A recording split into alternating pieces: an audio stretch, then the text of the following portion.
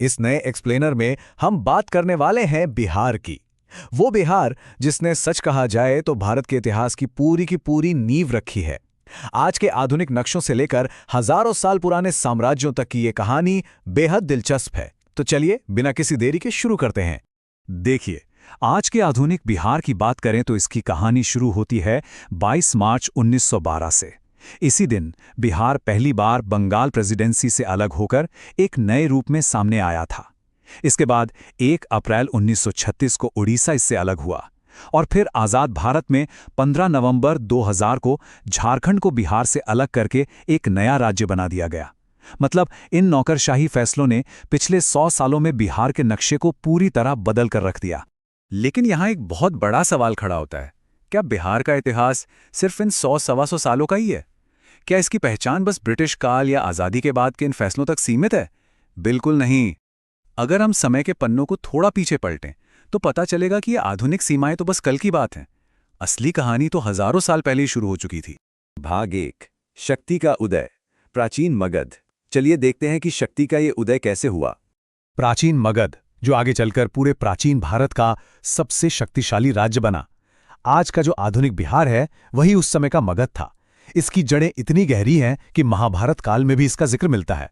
माना जाता है कि मगध का पहला राजा बृहद्रथ था और फिर आए प्रसिद्ध राजा जरासंध, जिनकी राजधानी उस समय राजगीर हुआ करती थी। मतलब महाजनपदों के उस दौर में मगध ने सच में सबको पीछे छोड़ दिया था। भाग 2, साम्राज्य निर्माता, हर्यंक वंश। मगध को एक ठोस आकार देने वाला पहला बड़ा वंश। लगभग 544 ईसा पूर्व का वो समय जब साम्राज्य बनाने की एक बेहद आक्रामक शुरुआत हुई। राजा बिंबिसार ने भारत की पहली स्थायी सेना बनाई और मगध को बहुत शक्तिशाली कर दिया। ये वही समय था जब भगवान गौतम बुद्ध भी मौजूद थे। फिर बिंबिसार का बेटा अजातशत्रु सत्ता में आया और उसने गद्दी के लिए अपने ही पिता को मार डाला। अजातशत्रु ने युद्ध के नए इंजनों का इस्तेमाल किया, राजगीर को और मजबूत किया और आखिर में उदयन ने राजधानी को आज के पटना यानी रणनीतिक रूप से महत्वपूर्ण पाटलिपुत्र में शिफ्ट कर दिया। भाग 3, सत्ता परिवर्तन, शिशुनाग वंश। एक बहुत ही नाटकीय बदलाव। जाहिर है कोई भी शासन हमेशा के लिए नहीं होता। जनता ने विद्रोह कर दिया और हर्यंक वंश को हटाकर उनके ही एक मंत्री शिशुनाग को गद्दी पर बिठा दिया और यहीं से शिशुनाग वंश की शुरुआत हुई। इस वंश ने दशकों पुरानी प्रतिद्वंदिती शक्ति अवंती को हमेशा के लिए मगध में मिला लिया। बाद में राजा कालाशोक ने पाटलिपुत्र को पक्की राजधानी बना लिया और द्वितीय बौद्ध संगीति का आयोजन भी किया। मगध अब सच में अजेय हो चुका था। भाग 4, विशाल साम्राज्य, नंदवंश। इतिहास का पहला ऐसा राजवंश जो क्षत्रिय नहीं था। इस वंश की स्थापना महापद्म नंद ने की थी, जिन्हें सभी क्षत्रियों का नाशक भी कहा जाता था। और उनके बाद आए धनानंद। इनके राज में मगध ने अकल्पनीय धन और बल इकट्ठा किया। आइए इस आंकड़े को देखते हैं। 2,66,000 सैनिकों की विशाल सेना, जिसमें 6,000 तो सिर्फ खूंखार युद्ध हाथी थे। ये सेना इतनी डरावनी थी कि इसके बारे में सुनकर सिकंदर महान की आगे बढ़ती हुई सेना ने भी हार मान ली थी और वापस लौटना ही ठीक समझा। भाग 5, इतिहास का शिखर, मौर्य साम्राज्य, भारत का सबसे बड़ा साम्राज्य। आचार्य चाणक्य की कूटनीति और चंद्रगुप्त मौर्य के शौर्य ने आखिरकार नंदवंश को उखाड़ फेंका। चंद्रगुप्त मौर्य और उनके बेटे बिंदुसार ने राजनैतिक और सैन्य अभियानों से पूरे भारतीय उपमहाद्वीप को एक किया। लेकिन चंद्रगुप्त के पोते सम्राट अशोक का रास्ता बिल्कुल अलग था। उन्होंने तलवार से नहीं बल्कि धर्म विजय और बौद्ध धर्म के प्रचार से पूरी दुनिया को आध्यात्मिक रूप से जोड़ा। दोनों के तरीके अलग थे, लेकिन प्रभाव हमेशा के लिए इतिहास में दर्ज हो गया। पर यह जानना जरूरी है कि सम्राट अशोक का यह आध्यात्मिक सफर एक बेहद खौफनाक घटना के बाद शुरू हुआ था।